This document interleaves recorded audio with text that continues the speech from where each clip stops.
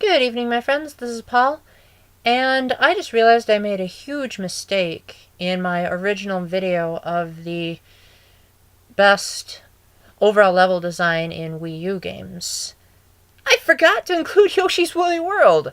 I felt really stupid because I was mid-uploading, and then I was giving out honorable mentions to other Wii U games, and then Yoshi's Woolly World was included on that, and then I was like, why did I put New Super Mario Bros. U on there when Yoshi's Woolly World beats it out in every way? So I'm going to make an entire video talking about Yoshi's Woolly World to make up for that, and then upload it alongside my other video so that you can see the rest of these awesome Wii U games that have great level design along with it. Yoshi's Woolly World was experimental in a lot of ways. Its art design was entirely yarn aesthetic, and though a lot of people compare it to Kirby's Epic Yarn, rightly so. They were both developed by Goodfeel and both published by Nintendo.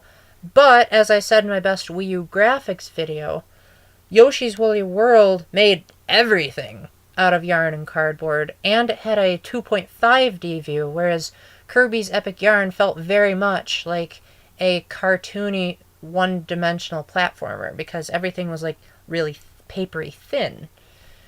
But gameplay-wise, Yoshi's Woolly World stuck a lot closer to sort of a hybrid of the classic Yoshi's Island formula, but without Baby Mario this time, thank goodness, as well as some of the best levels that side-scrolling Marios have had to offer, but without the tedium.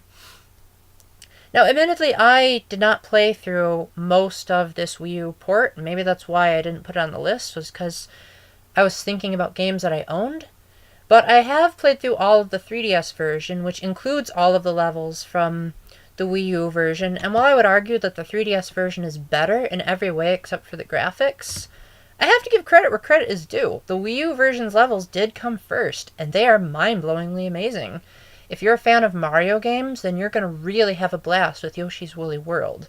The one thing that might turn off players is it has a lot of stuff to collect, and most of it doesn't really have a worthwhile effect on the gameplay. Like, if you get all of the Wonder Wools in a level, you can unlock a new colored Yoshi, which is actually really cute, because you can get like a watermelon-themed one or a Kamek-themed one.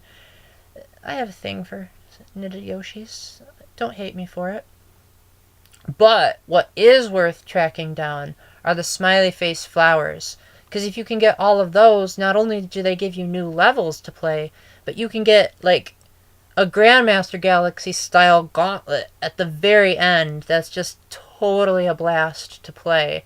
Especially if you play in classic mode, because then it actually feels tough, whereas the majority of the game feels really, really easy. But thankfully, Yoshi's Woolly World is rarely frustrating. I could only think of maybe 2 levels in the game that, like, legitimately infuriated me. But overall, I still knew what I had to do. And that's the beauty of it, is it's very clear what you have to do, what you can interact with. Because of the yarn aesthetic, it's easy to tell what's in the foreground and what's in the background, because the HD just makes the foreground really, really shine. And there's a lot of really cool visual tricks that the levels get away with too, especially as you move further into the game. Granted, it did make itself ridiculously outdated by including patch stamps that you could collect by having certain amounts of beads or certain types of beads within the levels. And now that Miiverse is dead, it's like that just eliminated like 30% of all the game's collectibles there. Which is why I infinitely like Poochie in Yoshi's Woolly World's replacement better, because it has pencil stamps where you can use them to put custom designs on a Woolly Yoshi.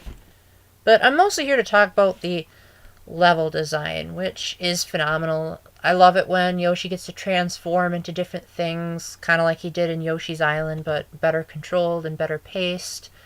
I really like the inclusion of Poochie, who actually serves a role this time, apart from, like, digging. Like, you can, like, ride on him, you can bound across the lava, you can use him to reach higher platforms. In the 3DS version, you can have him with you in, like, every level if you have the right amiibo.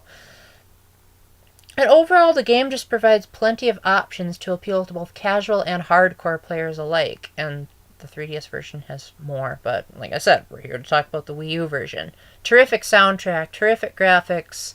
There's not much that isn't terrific besides the ridiculously outdated Miiverse support. Definitely pick it up. Although, if I haven't said this once, I'll say it again. If you can, get it on the 3DS, but the Wii U version is still a great starting point.